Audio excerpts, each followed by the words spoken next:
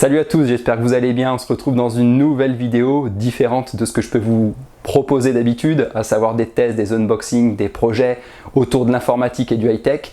Aujourd'hui, on va tout simplement parler d'une autre de mes passions qui était débordante auparavant, qui l'est moins aujourd'hui.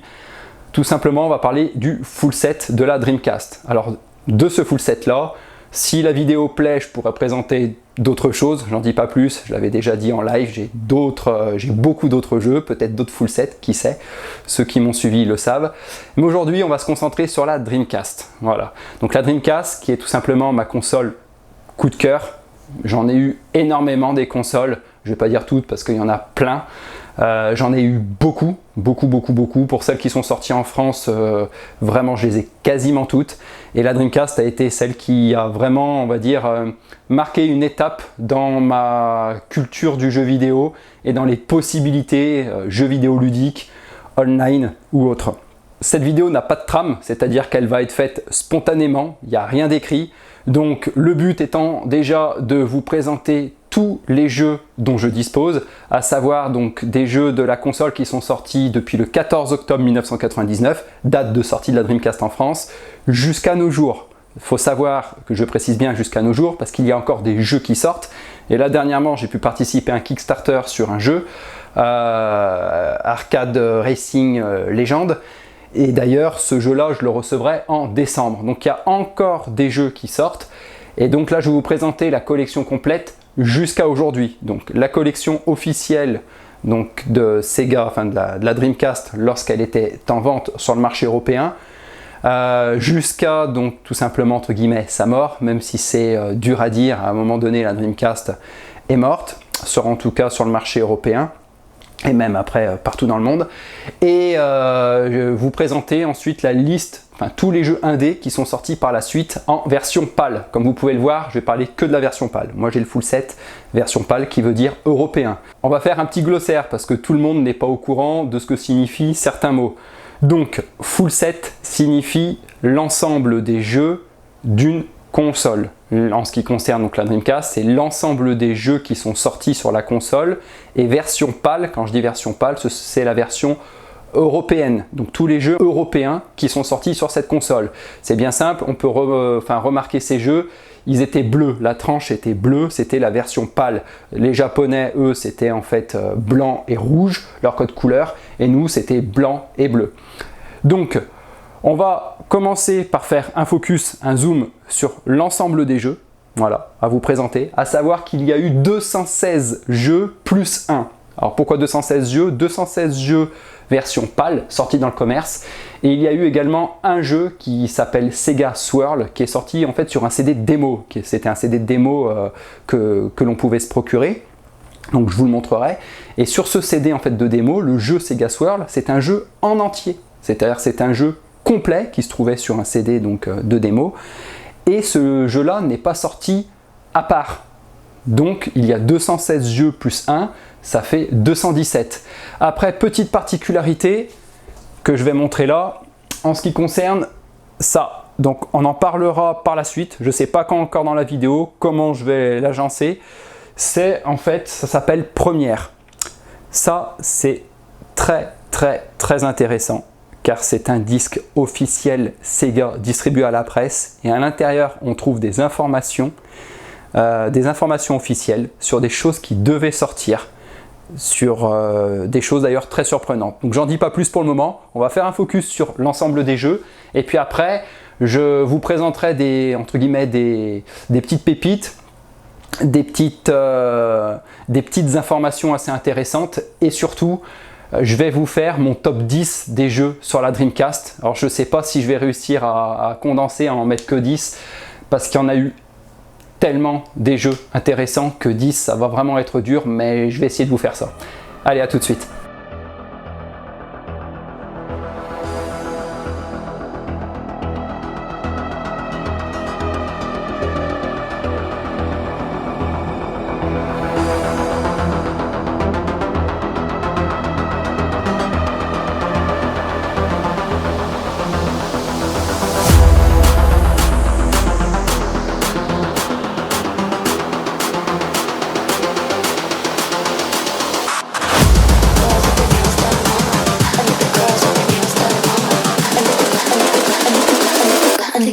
with their nails done now.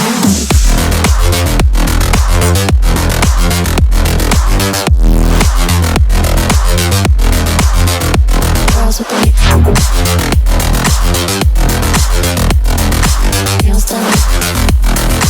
I like the girls with their nails done.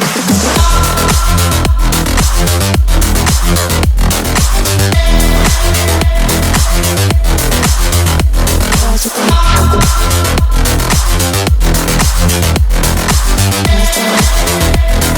I like the girls with their nails done.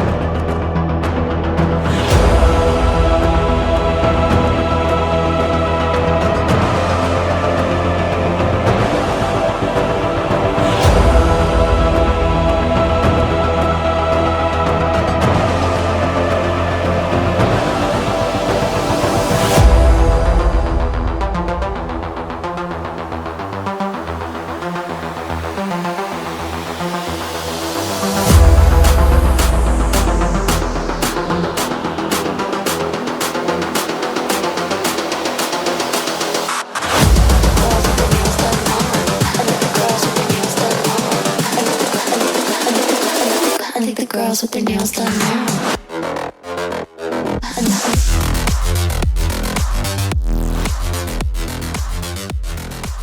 Voilà pour la petite présentation des jeux. Donc globalement, l'ensemble des titres qui sont sortis sur la console, les box aussi, il y avait pas mal de box de jeux, comme notamment Sega Bass Fishing qui était livré avec la canne à pêche. Alors il existe à l'unité, moi j'ai vraiment le pack, le fourreau avec et le jeu plus donc la canne à pêche. Le House of the Dead que j'ai en 2 exemplaires avec donc le pistolet, donc un jeu de shoot. Il est où? Il est voilà ici, on l'a là et on l'a là. Donc le House of the Dead. Là ici vous avez un autre jeu, c'est The Typing of the Dead. Donc ça par contre c'est une version Jap, il n'est jamais sorti en PAL. Je l'ai mis là parce qu'en fait il allait de pair on va dire avec the House of the Dead. La seule chose c'est qu'il ne se joue pas avec le flingue mais avec un clavier. Donc c'est quelque chose de particulier. Je l'ai acheté au Japon, il est neuf, donc je suis bien content. Donc on va parler des accessoires de la Dreamcast. Pas mal de choses à dire. Donc on va commencer par le... Donc en haut à gauche, vous avez le volant, Race Controller. Vous avez également donc la souris, mouse, car il y avait un navigateur web sur la console. On pouvait aller sur internet, c'était le début des abonnements. Donc à l'époque c'était les abonnements 56K, mais petite particularité sur la Dreamcast, c'était pas un modem 56K, c'était un modem 36 kg, donc 36 kilobits seconde, et pourtant avec ce modem là on pouvait jouer et correctement. Les prémices de l'internet, des abonnements, des jeux en ligne, et lorsqu'on jouait en fait ça utilisait donc la ligne classique, donc la ligne téléphonique. Et pendant ce temps, quand vous utilisiez cette ligne-là, vous ne pouviez pas appeler en même temps. Donc ceux qui ont connu, laissez-moi un commentaire. En règle générale, ceux qui ont connu sont les gens qui ont facilement la trentaine. C'était une sacrée belle époque. Donc voilà, j'ai divagué pour la petite particularité. Cette console était vraiment complète et elle était, on va dire, bardée d'accessoires un peu spéciaux. Donc comme je vous ai dit, il y avait le modem, donc ça c'était embarqué avec la console sur le côté.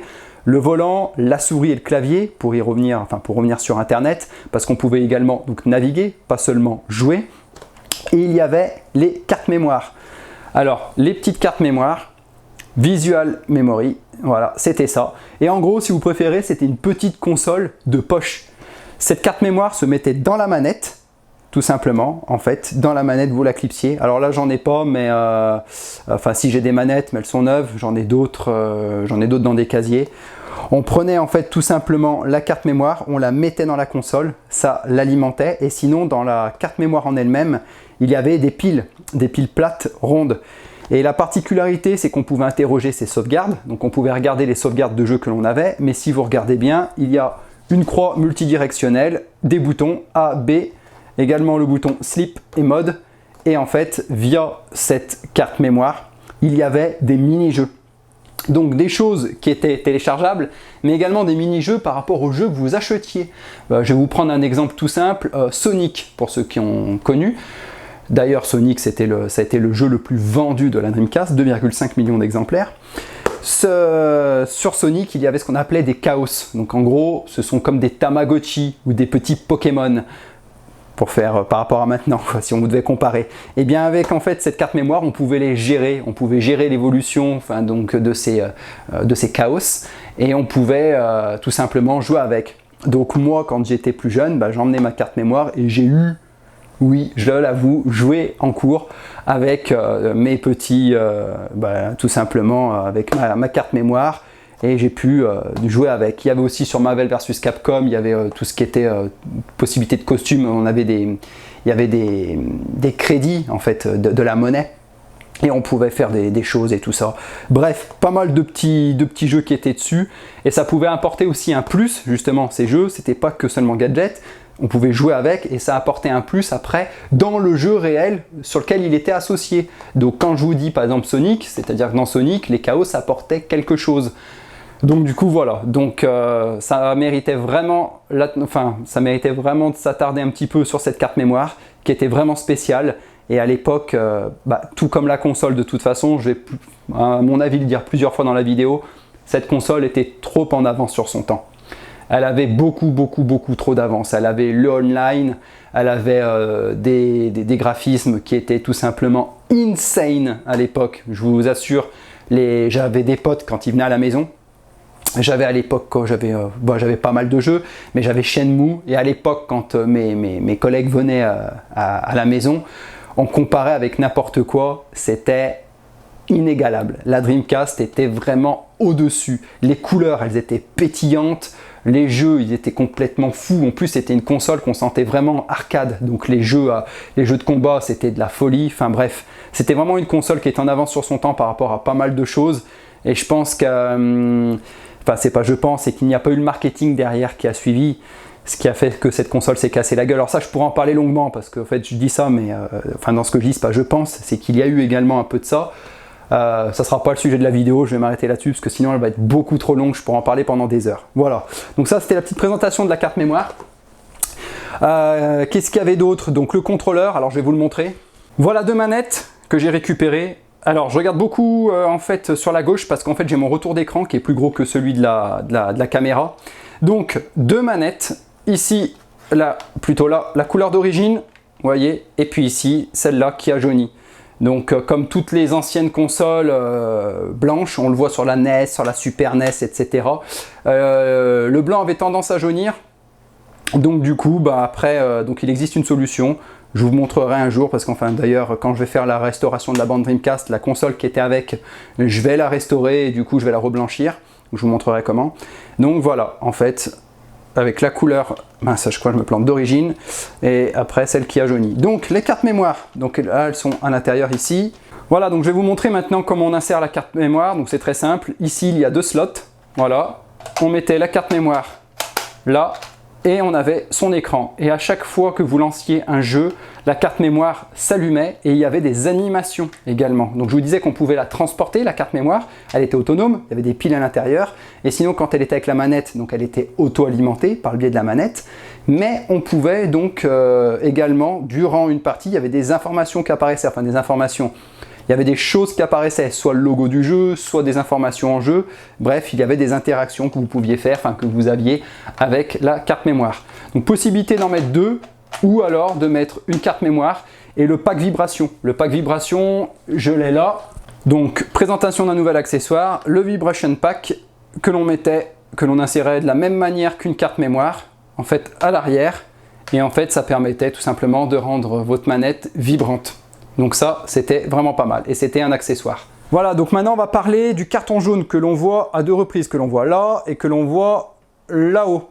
Il s'agit en fait du Samba de Amigo, donc c'est un jeu de maracas. Donc il y a un petit tapis, une petite barre que l'on branche à la console, et on a des maracas. Et il suffisait de reproduire les mouvements des maracas, donc au moment où le jeu l'indiquait, donc en haut, en bas, etc. Un peu comme la Wii. En fait, quand la Wii elle est sortie, donc quand on avait avec la Wiimote, placer, faire des mouvements, bah là c'était pareil, mais avec les maracas. Et ce, déjà avec la Dreamcast. Donc il n'y avait pas de barre en fait qui, par rapport au mouvement pour contrôler avec une main ou autre comme la Wii, mais avec les maracas, ça détectait en fait tout simplement les mouvements de maracas et le rythme du jeu sur lequel vous deviez vous calquer. Et ça déjà à l'époque avec la Dreamcast. Donc comme quoi il y avait beaucoup de choses déjà à l'époque avec cette console. Donc je l'ai en 2 exemplaires, je l'ai en version pâle où on voit le bleu en fait là où je mets mon doigt, ici. Et on le voit en haut, c'est la version Jap en fait tout simplement que j'avais acheté car j'étais tombé sur une bonne enchère sur Yahoo Auction JP, donc les enchères japonaises, en passant par un intermédiaire pour se faire livrer en France. Ça, je vous avais jamais montré la vidéo, je vous ai montré par rapport aux États-Unis, mais on peut le faire également avec le Japon, on peut se faire livrer des choses. Et j'avais eu le jeu plus Samba de Amigo version 2000, car il y avait un deuxième jeu qui était sorti. Et donc du coup, voilà pourquoi en fait j'ai pris les deux. Comme ça, j'ai la version PAL et la version Jap. Alors savoir que la version PAL, elle est très rare et très coûteuse. Je vais éviter de trop parler de prix. Parce que, comme j'ai dit, cette console c'est une passion et si on commence à rentrer dans le prix, je trouve que ça détruit un peu l'image de la passion et du jeu vidéo.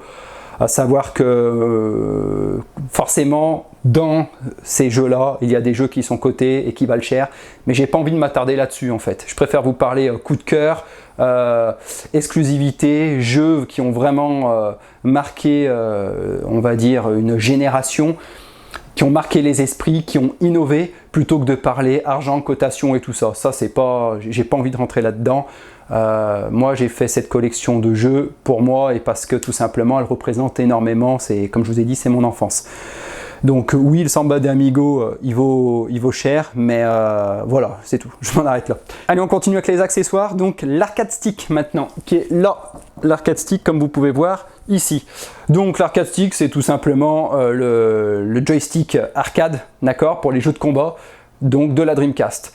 Après on a à côté donc la Dreamcast, donc c'est la console dans son emballage. On a le start câble, donc si vous préférez c'est le câble audio vidéo, d'accord, de la console. Là-bas le House of the Dead 2, donc avec le pistolet, c'était donc le flingue comme on dit, le pistolet pour la console Dreamcast, accompagné de son jeu House of the Dead 2. Qui est d'ailleurs excellent, c'est une pépite, hein, ça. Je sais pas si vous vous souvenez, j'ai eu la chance moi à l'époque de connaître des salles d'arcade. Il y en avait une à Saint-Étienne, à Lyon il y en avait. Et en fait dans cette salle d'arcade, dans ces salles d'arcade, il y avait à l'époque, je me souviens, le jeu House of the Dead 2, un jeu qui était fantastique. Vous avez dû aussi connaître Time Crisis ou des jeux comme ça, mais moi je parle bien donc sur la Dreamcast, c'était House of the Dead 2 qui était vraiment le jeu de flingue. Qui était vraiment reconnu et qui a marqué vraiment, on va dire, une génération. Donc avec des zombies, etc. C'était vraiment de la folie. Ensuite, autre accessoire, la canne à pêche, donc le fishing controller. Donc cette canne à pêche là, pour le jeu Sega Bass Fishing. Voilà. Avec à l'arrière la canne à pêche ici, que vous pouvez voir modélisée. Donc c'est un jeu de pêche. Vous aviez votre canne à pêche et vous deviez ferrer les poissons et les pêcher. Voilà. Donc un autre accessoire bien sympa. Là j'ai parlé du Samba de Amigo. Donc comme je vous ai dit, c'était le tapis, la barre qui se posait au sol, un tapis où en fait on se mettait dans cette zone, plus donc les maracas. Voilà. Qu'est-ce qu'il y a d'autre en accessoires? Eh ben, je crois qu'on a fait le tour à peu près. Le clavier je vous le déballe pas parce qu'il n'y a rien d'exceptionnel à voir. La souris c'est pareil, elle est très basique. Et il me semble qu'on a fait le tour. Vous voyez, comme je vous ai dit, hein, c'est totalement improvisé au niveau de la vidéo. Donc maintenant qu'on a fait le tour des accessoires de la console Dreamcast, on va rapidement donc parler des jeux indépendants, donc qui sont sortis après, bien évidemment, après la mort de la console. Donc un jeu qui mérite d'être vu, c'est le Pierre Solar. C'est une pépite, c'est un jeu excellent, aussi sorti sur Mega Drive. Donc ceux qui connaissent savent très bien sur quel support il est sorti, de quelle manière, les versions collector, etc. À savoir que ces jeux-là, je les ai en double. Donc du coup, un sur lequel je peux jouer et un support que je garde totalement emballé. Après, donc là, ce sont tous les jeux, ceux que j'ai posés à l'horizontale, donc tous les jeux indés. Et il y a également ce jeu-là, voilà, avec un petit fourreau, comme vous pouvez le constater. Voilà.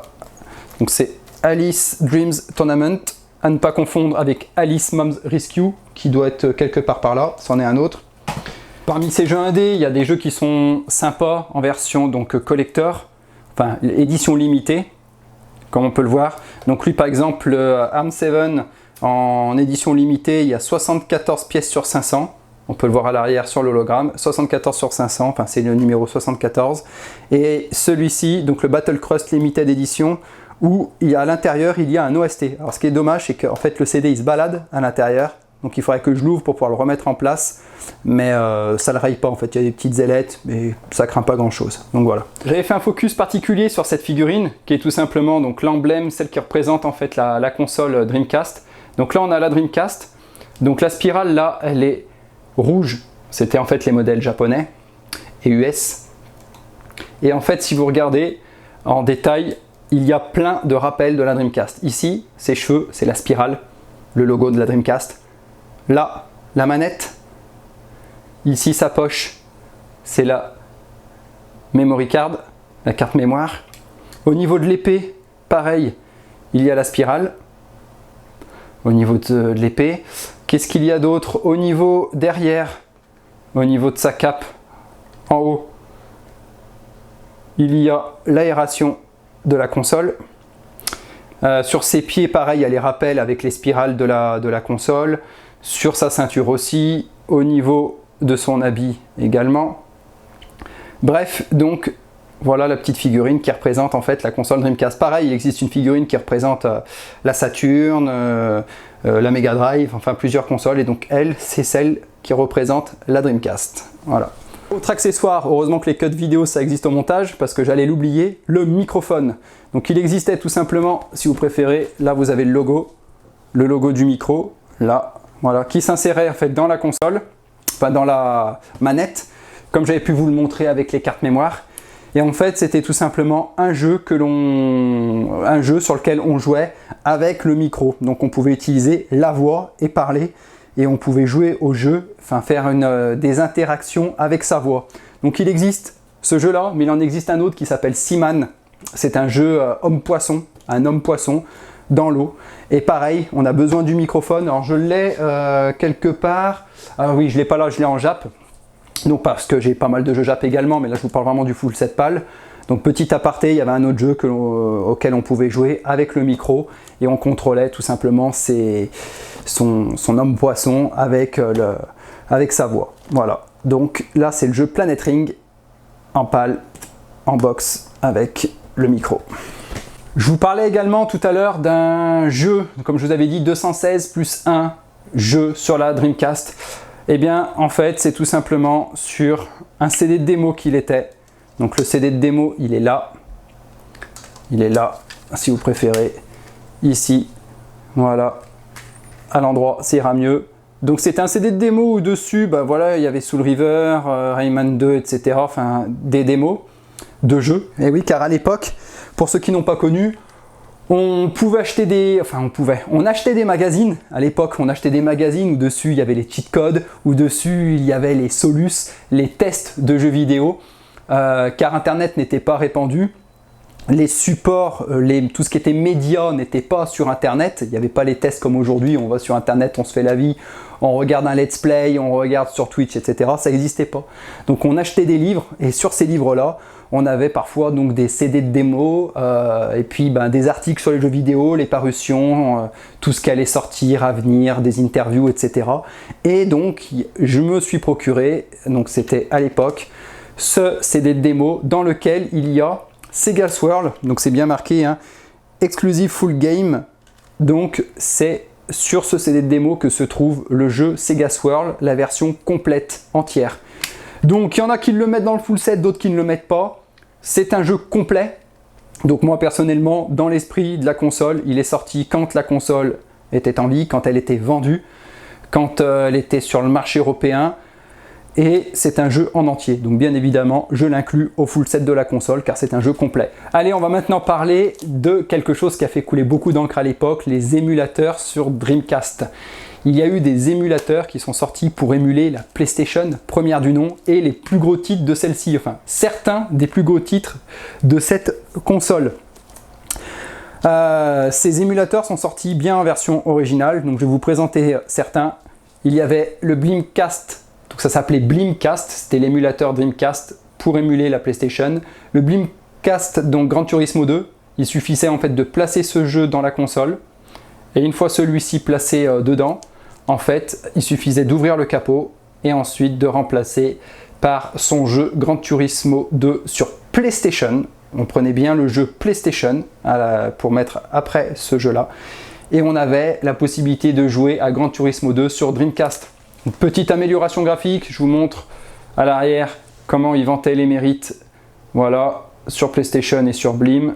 Vous voyez, c'est un peu moins pixelisé, je ne sais pas comment ça rendra la caméra.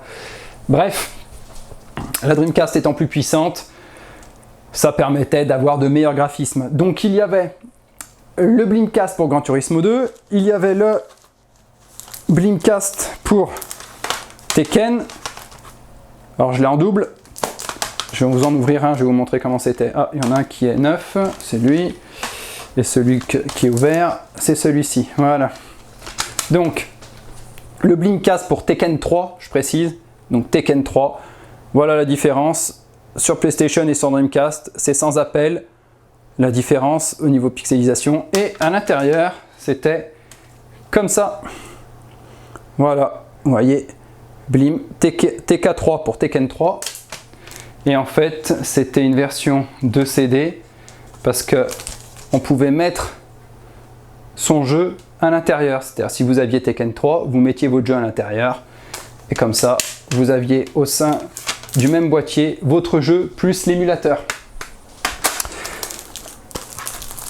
Tekken 3 que j'ai sur PlayStation en version Jap, donc très important, sur PlayStation en version Jap, 60 Hz, contrairement à la version PAL qui était en 50 Hz.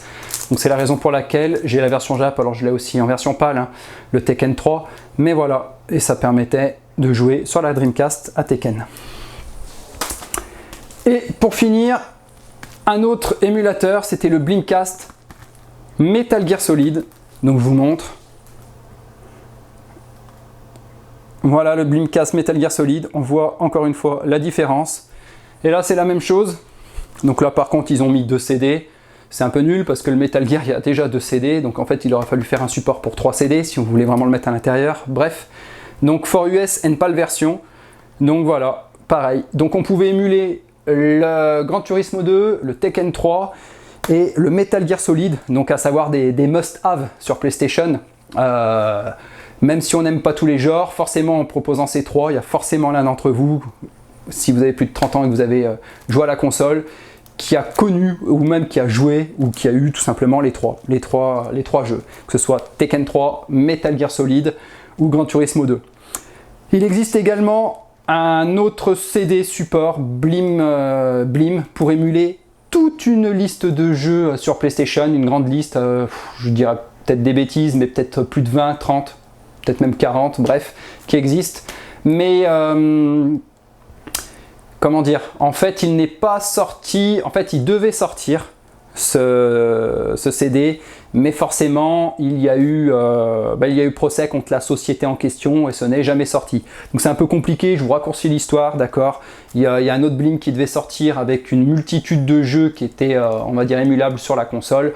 Et ce n'est pas sorti, la société s'est pris entre guillemets un procès et ça n'a pas fait, voilà. Voilà, on va s'en arrêter là pour la petite présentation générale, vraiment vite fait. À la base, c'était vraiment pour vous présenter le full set. On va juste faire le top 10 des jeux.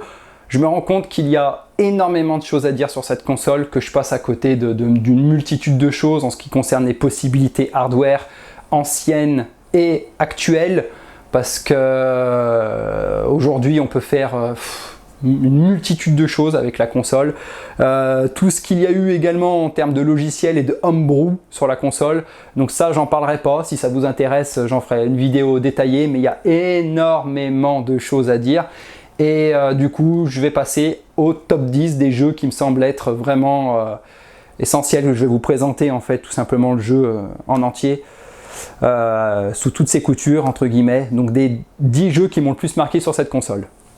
Alors pour ce classement, je vais pas faire du numéro 10 au numéro 1, ça sera totalement dans le désordre. C'est 10 jeux en fait qui m'ont le plus marqué. C'est pas forcément celui que je vous présente maintenant qui était le numéro 1 qui était ou qui est numéro 10, d'accord. Bon, le numéro 1, vous verrez, je vous le présenterai de toute façon, le top 1, 2, 3, à mon avis, il y aura un ordre. Mais je voulais vraiment vous montrer 10 jeux qui ont pour moi marqué cette console et qui étaient à l'époque complètement dingues. Donc on va commencer avec le Resident Evil Code Veronica. J'étais un fan de Resident Evil, je les ai tous faits sur PlayStation, etc. Et à l'époque, il y a eu le Code Veronica exclusif à la Dreamcast. Avant que ça sorte sur PS2, qui est un remake, etc. Le Code Veronica était exclusif à la console Dreamcast.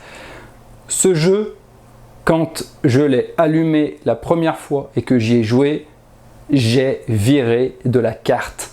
La cinématique de début, il suffit regarder sur internet, très sincèrement, la cinématique de début, c'est complètement dingue, avec une explosion où elle se baisse par terre, elle récupère son arme, etc. La cinématique de début, elle est complètement folle, avec un hélicoptère qui tire des balles, etc. C'est complètement fou. Quand j'ai vu ça, je me suis dit waouh, j'espère qu'il n'y a pas que les cinématiques qui en mettent plein les yeux, que le jeu est complètement fou aussi. Et quand vous jouez au jeu, il fait plus peur que les autres Resident Evil. L'histoire, elle est complètement folle également. Le scénario, dingue. Des armes qu'il n'y avait pas sur d'autres. À un moment donné, on a le sniper. Il fait flipper, mais à bloc. Il est long. Les graphismes sont magnifiques. C'est sublime. Bref, un Resident Evil qui était... j'avais adoré le 1, j'avais adoré le 2, le 3, etc. Et lui, il réunit tout avec des choses en plus. Sincèrement, ce Resident Evil Code Veronica, c'est un must-have. Voilà, donc il fait forcément partie de mon top 10.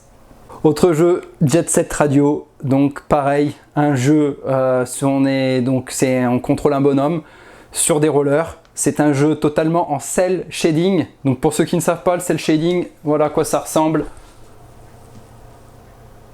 Voyez, au niveau des graphismes. Ce jeu est complètement fou. C'était un nouveau style, nouveau graphisme, pétillant, coloré. Ça changeait totalement des codes qu'il y avait sur console. Forcément, on est sur une console vraiment plus axée arcade. Donc là, on est vraiment sur un jeu complètement fou, qui cassait les codes à l'époque. Et en plus, la particularité de ce jeu, parce que je l'ai saigné, j'avais un collègue, parce que moi j'ai pas eu internet tout de suite, j'avais un collègue qui avait internet, et en fait comme je vous disais, il y avait des interactions avec les cartes mémoire. Il téléchargeait on pouvait taguer en fait les murs. C'était un jeu avec un bonhomme sur des rollers, et on devait taguer des murs, et il y avait des tags de plus ou moins grande dimension, et sur les tags que l'on faisait, donc dans le jeu sur les murs, c'était donc forcément des modèles du jeu. Et là, on pouvait télécharger en fait des images sur internet, et quand on taguait, en fait, au lieu que ce soit les images du jeu, c'était les images que l'on avait téléchargées d'internet. Donc vous voyez, il y avait déjà à l'époque ce type d'interaction avec cette console. C'est pour ça que je vous dis que c'est complètement fou. C'est comme aujourd'hui quand on est sur GTA et qu'on arrive à modder, quand on fait c'est des modes de jeu où on rajoute des voitures, on rajoute on rajoute des stickers, on rajoute des trucs dessus. À l'époque, c'était en fait les prémices. Ça commençait déjà via ce jeu. Donc ce jeu, sincèrement, c'est un must-have, c'est obligatoire. Faut au moins connaître, l'avoir. On aime ou on n'aime pas le style de jeu, mais faut vraiment... Alors moi j'ai adoré, bien évidemment, mais faut vraiment connaître, car ça a vraiment ouvert de nouvelles perspectives, de nouveaux horizons, et surtout en plus le cel shading derrière qui a été repris par exemple sur le Zelda Wind Waker qu'il y a eu sur GameCube, qui était en cel shading. Et voilà, ce jeu était en cel shading déjà à l'époque. Autre jeu, comment parler de la Dreamcast sans présenter ces deux jeux? Ready to Rumble Boxing Round 1, Ready to Rumble Boxing et Ready to Rumble Boxing Round 2.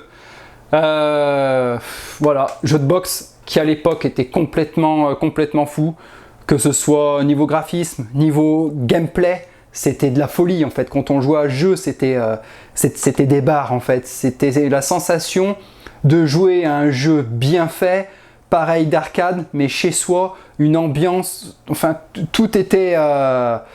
Il Il y avait l'animateur qui faisait Ready to Rumble. Enfin, c'était vraiment, tout était mis en scène vraiment pour nous plonger dans une atmosphère qui était complètement folle en fait.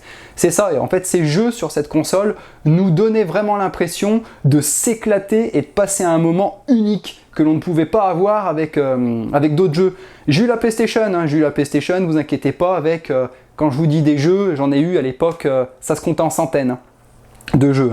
J'avais tout ce qu'il fallait avec, vous savez à l'époque ce qu'on pouvait faire avec la console, mais c'était pas le même charme que j'ai eu, enfin la même sensation. Alors il y a eu des jeux excellents sur PlayStation, que j'ai saigné, etc.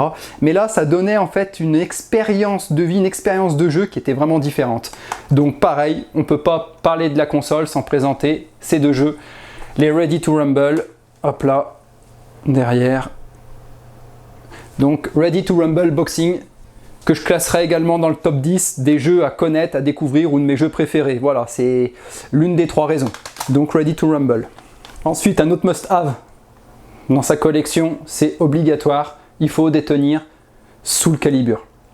Soul Calibur, c'est pour moi la référence du style.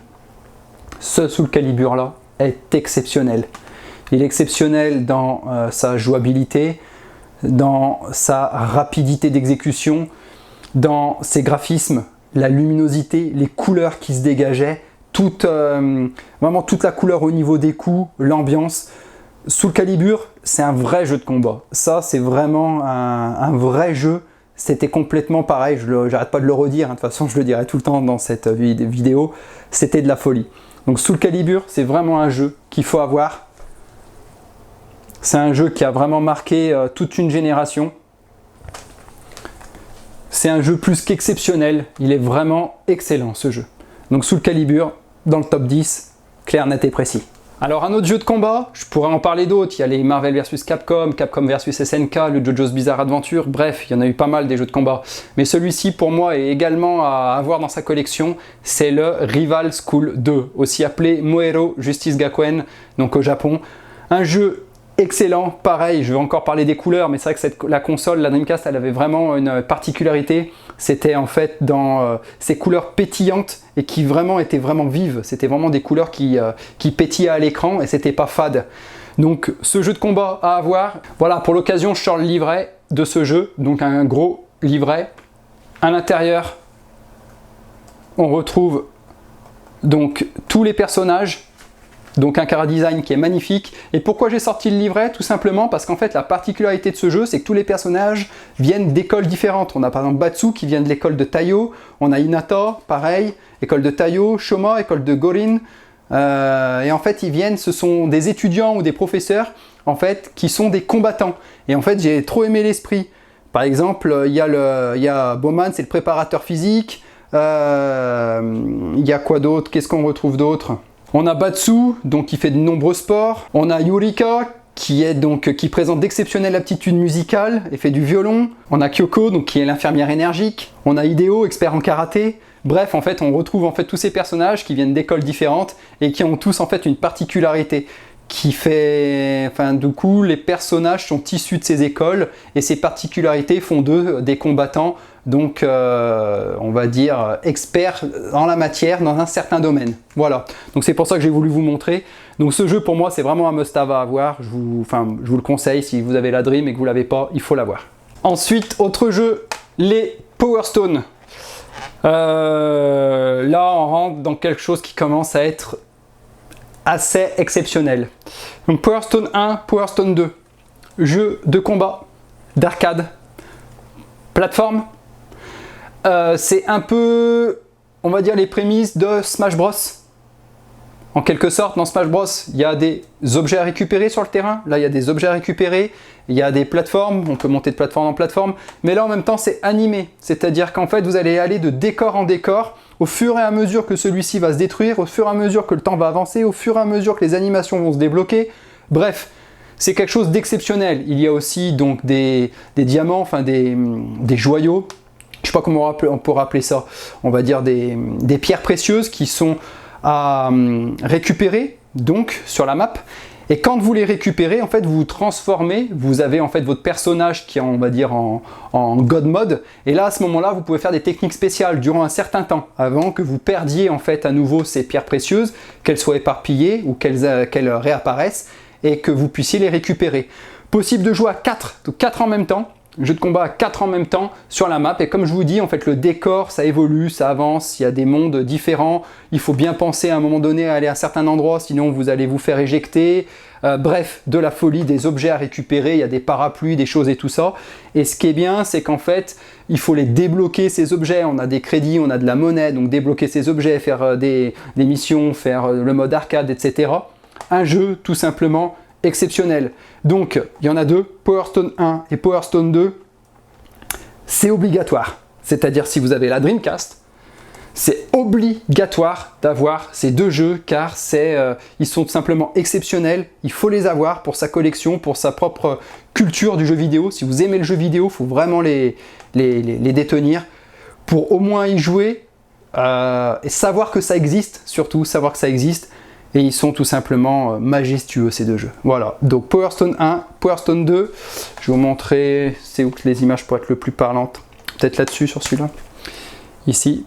Vous voyez, vous avez les différents mondes.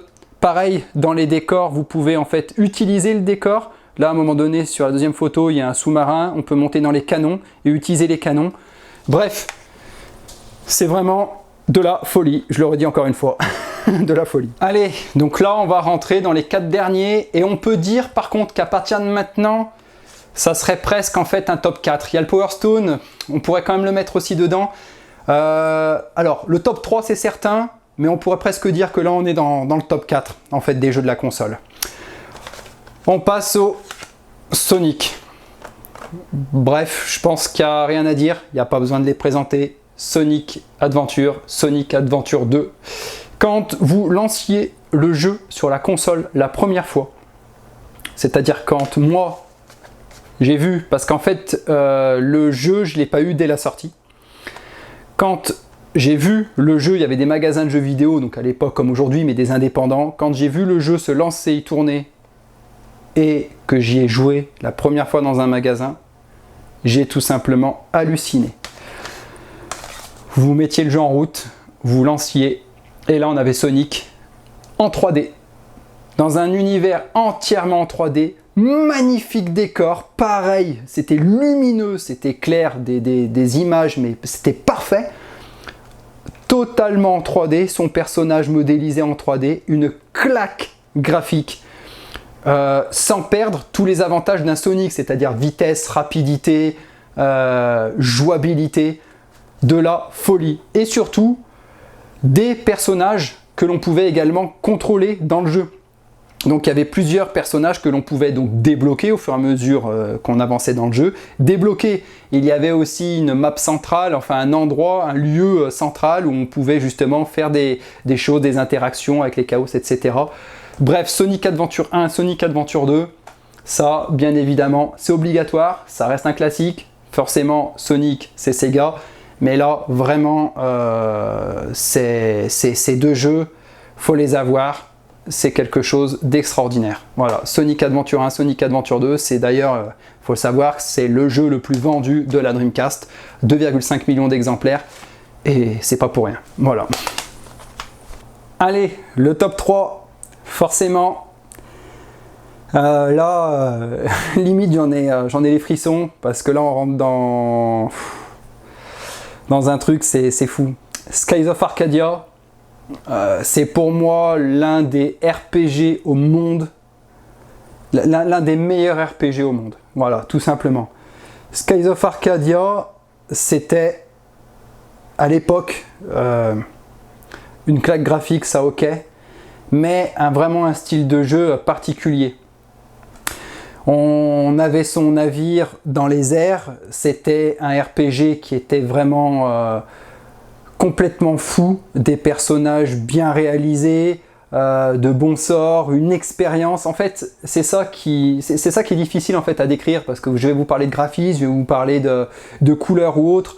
Ça, on va dire que c'est de la réalisation artistique, mais au-delà de ça, ces jeux là que je vais vous présenter derrière, c'est une expérience de vie dans le jeu vidéo qui est totalement particulière, qui est changeante, qui est différente, qui se distingue de ce que l'on peut connaître. Et honnêtement, on ne revit plus ça aujourd'hui. Enfin, moi, c'est peut-être que j'aime moins les jeux vidéo, c'est peut-être, je sais pas, hein, pourtant j'ai toutes les consoles, enfin bref. Mais j'arrive plus à revivre ce que j'ai vécu à cette époque-là. Avec Skies of Arcadia, donc c'est, comme je vous ai dit, un RPG. Je vous montre rapidement. Voilà les graphismes. C'était en fait, quand on jouait à ce jeu, comme d'autres d'ailleurs, c'était en fait, on vivait un moment inégalable. On vivait un moment totalement différent. Moi, quand je jouais à des jeux sur Dreamcast, j'étais déconnecté du temps. Ce qui ne m'arrivait pas avec, avec des jeux sur PlayStation que j'ai pourtant adoré. On parle de Final Fantasy VII, j'ai surkiffé, etc. Enfin bref, c'était de la folie ces jeux. Mais là, en fait, comme je vous ai dit, c'est vraiment un moment de vie. C'est vraiment quelque chose de changeant. C'est vraiment une expérience à vivre qui change. Donc le Skies of Arcadia, bah, lui je le mets dans mon top 3 et je le mets 3e meilleur jeu de la Dreamcast, voilà, en ce qui me concerne. C'est vraiment un jeu exceptionnel à avoir dans sa collection obligatoire, vraiment. Bon, bah là on va parler de quelque chose qui se passe de commentaires, encore une fois, Shenmue 1 et Shenmue 2. Donc là, la particularité, comme vous le savez, ceux qui ont suivi mes vidéos, les fourreaux sont à l'intérieur. En fait, j'ai refait faire en fait des covers complètes plastifiées pour mettre par-dessus, pour qu'elles soient nickel, pour protéger mes covers intérieurs. Parce qu'en fait, à l'intérieur, on retrouve le fourreau cartonné. Voilà, fourreau cartonné, vous voyez, j'ai qu'à ouvrir comme ça. Et on retrouve en fait le jeu. Donc pour bien le protéger, j'ai mis ce fourreau-là, qui est plastifié, qui protège. Donc ça c'est pour la petite histoire, pour ceux qui se demanderaient comment ça se fait que tes covers soient aussi belles, c'est qu'en fait je les ai protégés, en fait j'ai protégé à l'intérieur pour les garder intacts. Shenmue 1 et Shenmue 2. Donc là maintenant, plus j'en parle, au moment où je vous en parle, il y a le 3 qui est sorti, donc la fin du jeu. Alors pour résumer, Shenmue est un jeu qui se décline en 16 chapitres. Le 1 est l'équivalent d'un chapitre. Le 2 est l'équivalent de 3 chapitres. Le jeu devait faire 16 chapitres. C'est hyper important ce que je vous dis, hein, parce que justement, il y a toute une histoire. Donc, les deux réunis, on était sur 4 chapitres. La console est morte. Donc, on a revu Shenmue que cette année, en 2019. La suite est sortie en 2019. Donc grosso modo, 20 ans après, on a eu une suite. Donc Shenmue, comme vous le savez, ça a été financé, un Kickstarter, etc. Bref, ça a dépassé très rapidement la somme qui était attendue. Je ne vais pas parler du 3, d'accord? Je vais m'attarder vraiment sur cela. Donc quand les deux sont sortis, on pensait tous qu'il y aurait peut-être une suite et il n'y en a jamais eu. Il faut savoir que ce jeu, ça va être très difficile de le décrire très rapidement. Vous avez un personnage que vous contrôlez dans un monde ouvert, libre, des quartiers donc du Japon qui ont été recréés à l'identique. Donc vous baladez dans certaines rues, dans certains quartiers à l'identique. Votre personnage doit travailler, votre personnage peut lui-même jouer dans le jeu. Votre personnage que vous contrôlez, vous devez lui apprendre des techniques. Son père meurt, donc il recherche son assassin. Il doit retrouver son assassin, etc. Après, une énigme se met autour donc, de cet assassin et d'un mystère, etc. Bref, c'est un jeu qui est là, par contre, graphiquement, à l'époque, comme je vous disais, vous le mettiez, aucun jeu sur console ne l'égalait. Et même quand c'était sur la PlayStation 2 qui est sorti après, même sur PlayStation 2, peu de jeux, pour moi, ont réussi à égaler les graphismes de Shenmue. Donc Shenmue 1 et Shenmue 2, ce sont des jeux qui sont que vous devez avoir. Ils ont été précurseurs sur plein de choses.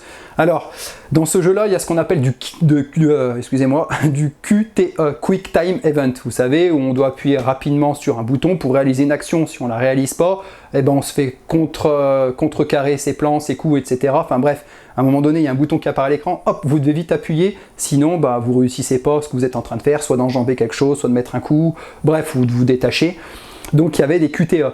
C'est pas le premier jeu où il y en a eu, attention, c'était il me semble sur Mega Drive, sur un jeu de voiture il me semble, ou sur Mega CD aussi, je crois qu'il y avait un jeu sur Mega CD, enfin bref, mais en tout cas c'est vraiment le jeu qui l'a mis en avant, le Quick Time Event. Et Quick Time Event, qu'est-ce qu'il y avait d'autre, donc Monde Ouvert, enfin bref, tellement de choses que Shenmue a mis en avant, sans forcément être connu du grand public, vu qu'il y a eu peu d'exemplaires, entre guillemets, vendus de ce jeu, par rapport à ce qui était vendu sur PlayStation ou autre. Donc c'était pas connu, et c'est pourtant quelque chose de...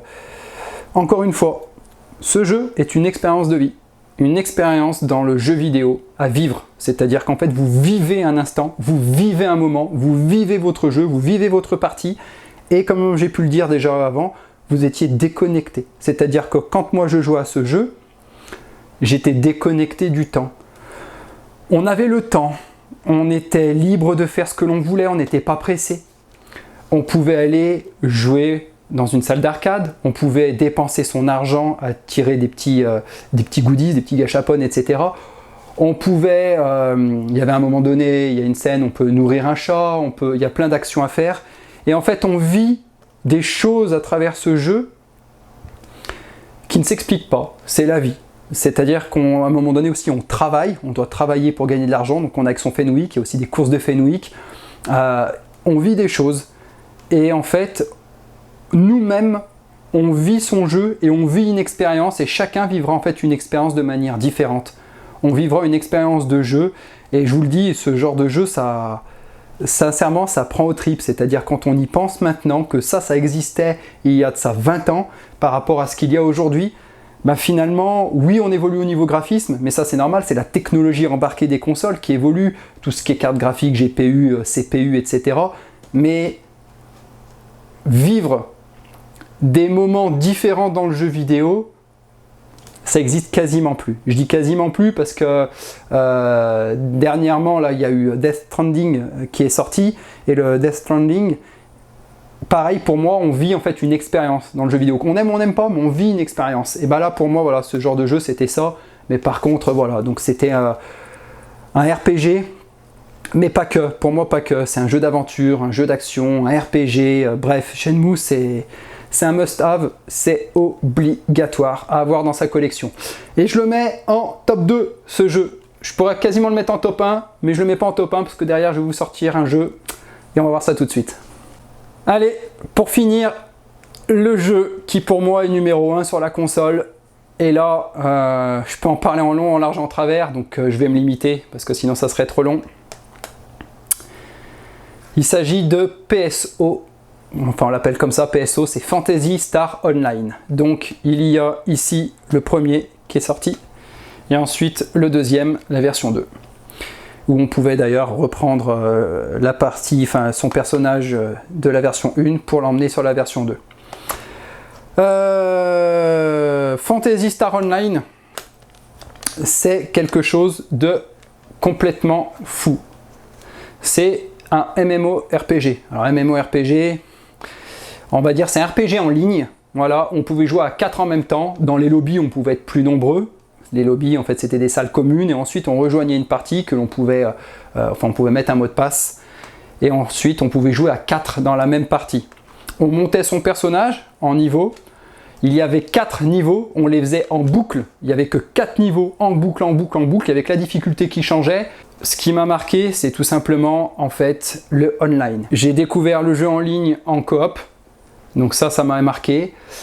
Possibilité d'utiliser le clavier, donc pour parler, c'était une bulle qui apparaissait, il y avait la possibilité de faire des gifs animés, également pour communiquer, ouvert sur le monde, on pouvait jouer, enfin bref, on pouvait jouer avec des joueurs du monde entier, après il y avait des particularités, on pouvait acheter une version Jap, etc. Bref, Je vais rester on va dire, dans l'explicable et le compréhensible. Ce jeu-là, j'y ai joué des milliers d'heures. Quand je dis des milliers d'heures, je rigole pas, ce sont des milliers d'heures. On pouvait y jouer en offline, c'est-à-dire qu'en fait on pouvait y jouer en mode déconnecté, faire sa partie, monter ses niveaux, avoir des nouvelles armes, etc. Et son personnage, on pouvait tout simplement le reprendre et y jouer en online. Donc le personnage qu'on avait monté en offline, on pouvait le prendre et y jouer en online. Donc les deux modes possibles, c'était pas une obligation d'avoir internet, on pouvait y jouer dans les deux modes, online, offline, et ce avec le même personnage. Les armes que l'on débloquait, elles avaient toutes un skin qui était exceptionnel. Les armes que l'on débloquait, elles avaient des skins vraiment qui étaient spéciaux, des couleurs différentes et tout ça. Pareil, les boucliers, il y avait des boucliers spéciaux où il y avait des chouchous qui sortaient, etc. Enfin bref, j'en ai pas parlé de chouchous, mais j'aurais pu aussi en parler. Enfin bon. Et c'était tout simplement exceptionnel à l'époque, avec un modem embarqué sur la console. Comme je vous ai dit, c'était un 36K. Il y a eu le 36K, il y a eu un modem 56K, et au Japon, il y a eu le broadband adapter. C'est un modem, c'est le modem haut débit, 10-100 mégabits. Voilà. Donc, ce jeu, sincèrement, je vais me rapprocher, je vais vous montrer. Voilà, Phantasy Star Online. La version 2, la version 1. Voilà, je vais m'en arrêter là, mais Phantasy Star Online qui pour moi est dans le top 3 et top 1 parce que c'est un RPG en ligne et c'est ce qui a en fait bercé tout simplement ma jeunesse. Voilà. Alors une dernière chose, et après on s'arrêtera là au niveau de la vidéo parce qu'elle va être vraiment très longue. J'ai des choses ici. Donc, le Half-Life et The Flintstone. Alors il faut savoir que ce sont des réalisations qui sont d'ailleurs très bien faites. Des réalisations par donc un anglais. Voilà. Donc Half-Life avec le CD, l'impression sur CD. Donc ce sont des réalisations. Ce ne sont pas des originaux. Mais ce qui est important, c'est la chose suivante. Voilà. Donc première, qu'est-ce que c'est? C'était un GD-ROM. Alors, ce qu'il faut savoir que sur la Dreamcast, c'était des GD-ROM, donc des CD d'1,2 Go, j'en ai pas parlé. Comme j'ai dit, je vais pas m'attarder trop sur le hardware, parce qu'il y aurait beaucoup de choses à dire. Il était tout simplement distribué à la presse lors d'un événement. Alors ça, pourquoi c'est important, important de l'avoir? Pas forcément pour son full set, parce que vous en ferez rien, mais pour moi ça fait partie du full set, car c'est quelque chose d'officiel distribué à la presse lorsque la console était en cours de vie, tout simplement. Lorsque la console était encore vendue. Donc moi, j'ai eu la chance de l'avoir, c'est extrêmement rare. C'est-à-dire que les gens en règle générale qui ont un full set Dreamcast n'ont pas première dans leur collection. Et même quand vous regardez sur internet, c'est très très rare, même les images ou autres. Alors, que ce soit rare en soi, je m'en fous. Par contre, ce qui est bien de savoir, c'est rare, mais à l'intérieur, il y a un livret qui contient des informations ultra précieuses. Et c'est ça en fait. Donc c'est rare, mais derrière, il y a des informations qui sont également très rares. Et je vais vous montrer ça immédiatement. J'avais sorti le livre avant. Donc ça, c'était le livret qu'il y a dedans, donc qui était présenté, qui était donné donc lors d'un événement aux gens de la presse. Et à l'intérieur, vous voyez, il y a plusieurs choses. Donc qu'est-ce que c'est en fait? Ce sont tout simplement les jaquettes de jeux qui sont sortis. Tout à l'heure, j'ai parlé du Jet Set Radio, il est là. Le jeu de foot, là le Skies of Arcadia. Bref, on prend le Skies of Arcadia, date de sortie, donc release date 2001. Donc en fait, on a la date de sortie des jeux avec un petit résumé, donc en anglais, qui présente le jeu. Je vous montre rapidement. Voilà, la date de sortie, à combien il joue un joueur, quel accessoire il utilise, donc VGA compatible, Vibration Pack, la carte mémoire, etc. Bref, donc en fait, on a la jaquette du jeu, bon, qui a pu être modifiée par la suite, mais en tout cas, c'est la jaquette en fait qui présente le jeu, et à l'arrière, les informations. Et on a, c'est pour ça que c'est hyper important à voir, donc là, je présente le Shenmue, rapidement, et on a, à un moment donné, Half-Life. Le jeu devait sortir. Le jeu existe. le jeu devait sortir. Le jeu, forcément, il existe. Vu qu'en plus, voilà, comme je vous ai dit, j'en ai un là. Je vous avais parlé une fois que j'avais un kit de développement. J'en parlerai pas dans cette vidéo. Si vous voulez que je fasse une vidéo vraiment sur l'hardware, j'en parlerai. Le jeu Half-Life, je l'ai autre que celui-ci. Celui-ci paraît être l'original alors que ça ne l'est pas. Mais moi, j'ai une sorte d'original. J'ai une sorte d'original sur un GD-ROM qui n'est pas en fait imprimé. Sur un GD-ROM qui était à la base vierge et il y est dessus. Et en fait, ce qui est important de savoir, c'est que le Half-Life, il devait sortir, il n'est jamais sorti. Release date, octobre 2000. Il devait sortir en 2000. Il n'est jamais sorti. Et en fait, ce qui est bien dans ce livret, c'est qu'on voit les jeux qui auraient dû sortir et qui sont sortis. Et le Half-Life faisait partie en fait de la liste des jeux Dreamcast qui devaient sortir. Donc à travers ce livret première qui était distribué à la presse, on a la preuve officielle des jeux sortis et de ceux qui devaient sortir, et on a d'autres titres, et c'est pour ça que c'est excellent, parce que ça ce sont des choses qui ont marqué la console. On a le Phantasy Star Online là, mais je vais vous montrer un autre jeu qui devait sortir et qui n'est pas sorti. Voilà, on a Agartha, un jeu qui devait sortir et qui n'est pas sorti. Il devait sortir en 2001, donc pareil, projet abandonné, multiple online. Alors, possibilité de le trouver, je vous le dis, Agartha, pareil, en ISO, etc. Bref, mais là je vous parle vraiment des jeux qui devaient sortir officiellement, qui ne sont pas sortis. Et on a surtout ce jeu, pour ceux, je vous le montre, Black and White. Alors Black and White, moi j'ai connu parce que j'y ai joué sur PC à Black and White. J'étais au collège et j'y ai joué sur PC. Donc release date 2001. Il n'est jamais sorti. Donc ça c'est encore un jeu, vous voyez, qui devait sortir et qui n'est jamais sorti. Donc c'est pour ça que je suis content en fait d'avoir ce support avec ce livret. Ça montre en fait certaines particularités, certaines choses des jeux qui auraient dû sortir à l'époque et qui n'ont pas pu voir le jour pour X raisons, projet abandonné ou autre. Et en fait, donc ça c'était distribué à la presse et donc du coup on peut voir pourtant il y a un petit catalogue et on peut voir le peu de jeux qui auraient pu sortir qui ne sont pas sortis. Voilà.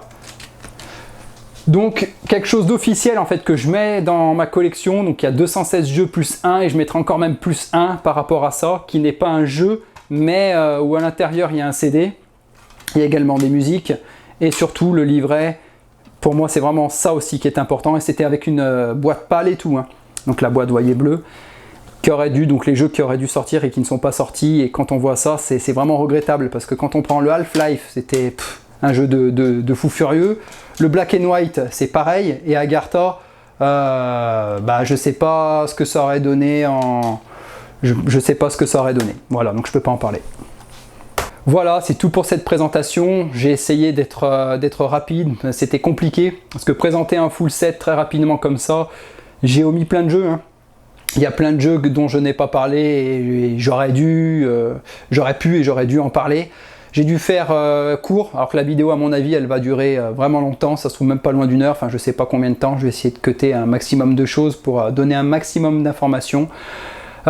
Si une autre vidéo vous intéresse sur plus le côté hardware, que je vous présente des choses ou autres, dites-le moi, je le ferai peut-être un de ces quatre. En tout cas, j'espère que vous aurez vraiment apprécié ce petit tour d'horizon de la console, ces petites présentations. Et puis je vous dis à la prochaine pour une nouvelle vidéo. A bientôt, ciao ciao.